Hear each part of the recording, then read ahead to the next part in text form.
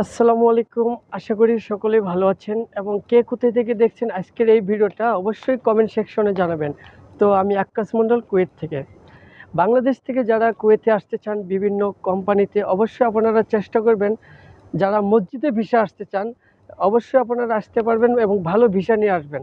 আর মসজিদে ভিসা কিন্তু বিভিন্ন কোম্পানিতে কন্ট্যাক্ট থাকে 3 বছরের। এই 3 বছরে কিন্তু আপনাকে নিয়ে আসা হয় মসজিদে ভিসা। মসজিদে ভিসা আসলে অনেক ভালো হয়। এখানে কাজকাম অনেক সহজ। 8 ঘন্টা ডিউটি হলে আপনার সর্বোচ্চ 2-3 ঘন্টা বা 4 ঘন্টা কাজ হয়। আর বাকি সময়গুলো কিন্তু আপনি ইচ্ছে করলে যদি পরিচিত কারো মাধ্যমে কিন্তু কোনো পার্ট টাইম করতে পারবেন। এবং এখানে পার্ট টাইমগুলো রয়েছে, যেমন আপনি গাড়ি মোছা বা গাড়ি পরিষ্কার করা, এই কাজগুলো করতে পারবেন বা যে কোনো একটা জায়গায় কাজ করতে পারবেন। তো মসজিদের কাজে অনেক শান্তি আছে এবং রমজান মাসে বিশেষ করে খানা দানা কোনো অভাব নেই। হ্যাঁ, মসজিদে যারা নামাজ পড়তে আসে বা অনেকেই বিভিন্ন রকমের খানা দিতে পারে আপনাকে, বা অনেকে খুশি করে বকশিশও দিতে পারে।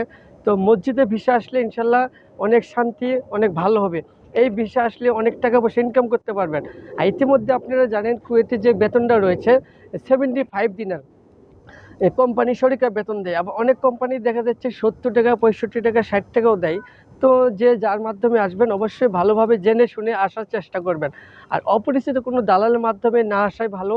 আর দালাল কিন্তু বিভিন্ন মিষ্টি মিষ্টি কথা বলবে, তাদের কথা সব কথা কিন্তু সত্য হয় না।